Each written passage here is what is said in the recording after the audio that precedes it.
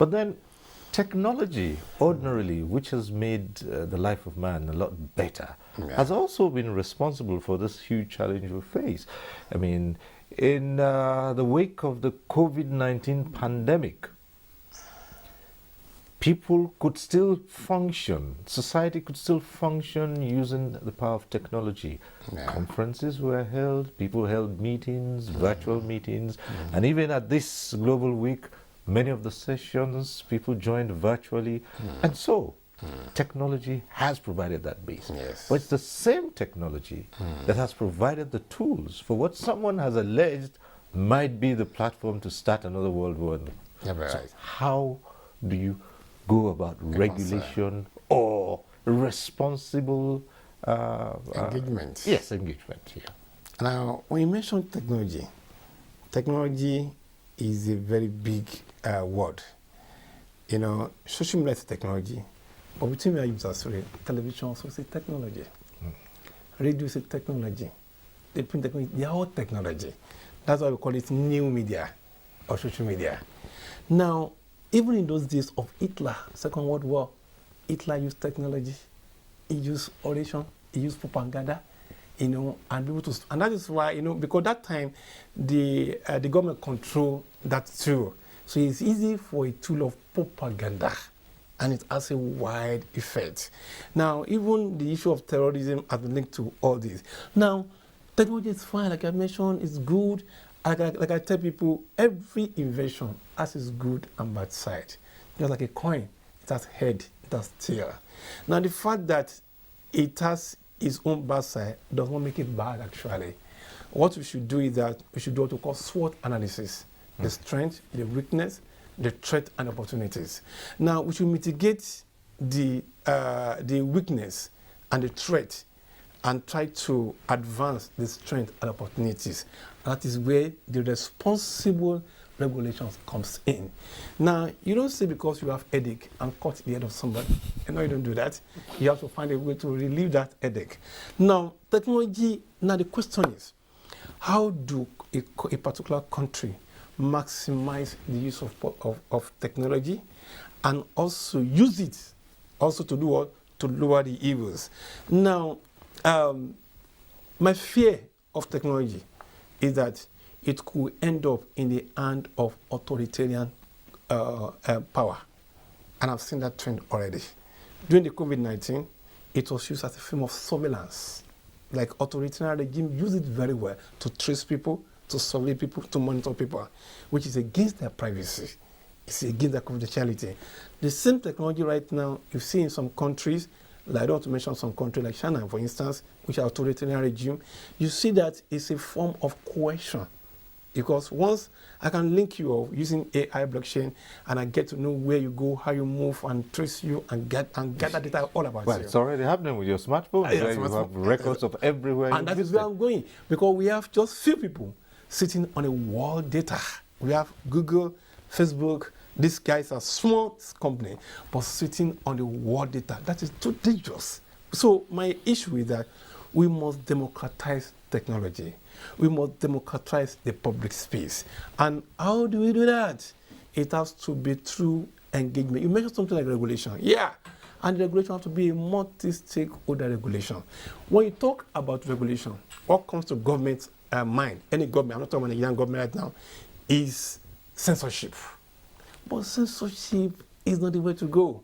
The way to go is that you educate to regulate. If, for instance, I'm well tutored and I know that, okay, not every information I receive is true. How do I get to know, how do I get to do fact checking of this information? I know the source of information. I know how to get to the source of information. I know how to look for the author of that information and what he has been writing and his philosophy and his idea. And I know that, okay, I can do source of verification. So before I share, I think, I click wisely, and then I look before sharing. If that emotional intelligence can be there, that person, before you share, it can beat that bias, then we are at the brink of defeating fake news. It's a tall order, isn't it? Because people don't really have the time to. Right now, there are certain search engines you can use to verify certain stories that are put out. But how many people have the time and patience to diligently go through that process? I mean, it's a lot easier to just click and And get what you want to get.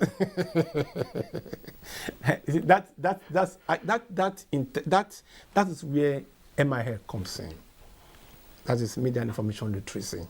What we are saying is that now, since everybody cannot go to school of journalism and they cannot be exposed to all these theories, MIL is an intervention for this. That we have to, and that's where the government comes in. We have to spend a lot of time, resources, and money to make sure that every individual is media and information literate. Literacy is no longer ability to read and write alone. Literacy has gone beyond that. Literacy is talking about intellectual literacy. It's talking about critical thinking. It's talking about dialoguing. And every education is deliberate. Every education means that you have to sit in the class and lecture you. So what education passes across to people, that discipline of sitting in class, that discipline of being institutionalized, that discipline of writing, that discipline of trying to learn everything and subject you to rigors of exam, is a training that produces patience. If you see you, Mr. Surya, as a professional, you see that attributes in you. They are learned skills which form your attitude with time. Now, MI is talking about attitude, skills, and competencies.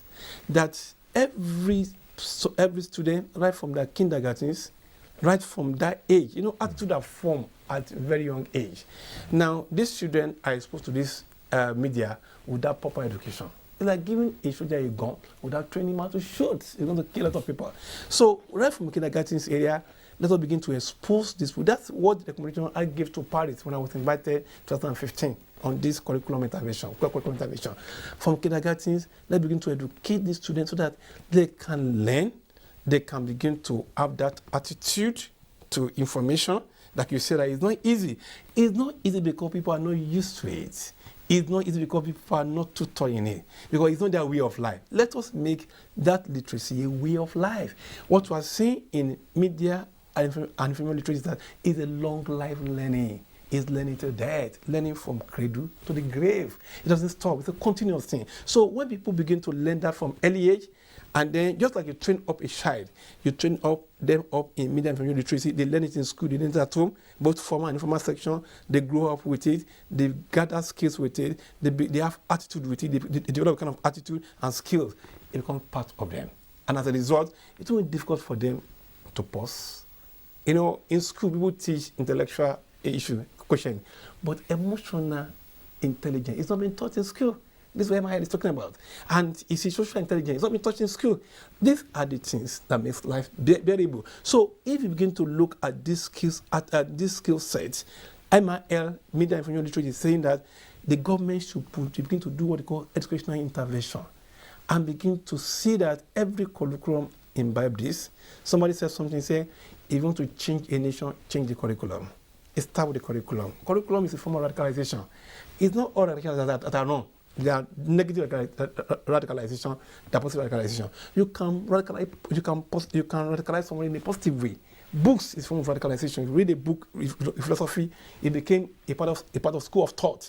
So, and these people grew up. I grew up learning those things. So when you begin to have that interventions, that takes time. But what most government, what they're looking for is quick fix, which is why we come out with a speech bill to hang people. All those things wouldn't work. Because people have formed attitude already. And attitude, behavioral change communication, is not easy. So MI is talking about behavioral change communication. It's going to take some time, but we build it. It's not going to be something 5 years. It's going to be lasting years. And with time, those people who can change, in mass, what we call diversion of innovation theories. That is, there's early adopter, there's late adopter, there are laggards. We begin to look at intervention at these people.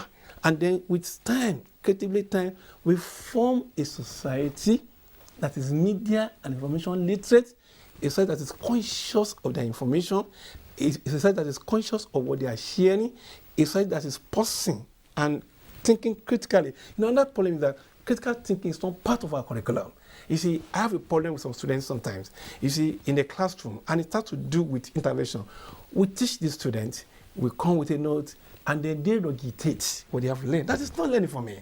You see, that should not be a learning. It should be a participatory class where the students have a voice, where they reason together, and then when you set your question, you set a scenario question, a problem-solving question that the student can only apply what they have learned, not cramming what they have done. So these are interventions. If we can change that, and we can have these pedagogical interventions and curriculum intervention, Mr. Sawyer, it's a matter of time. Let's give it maybe 50 years' time.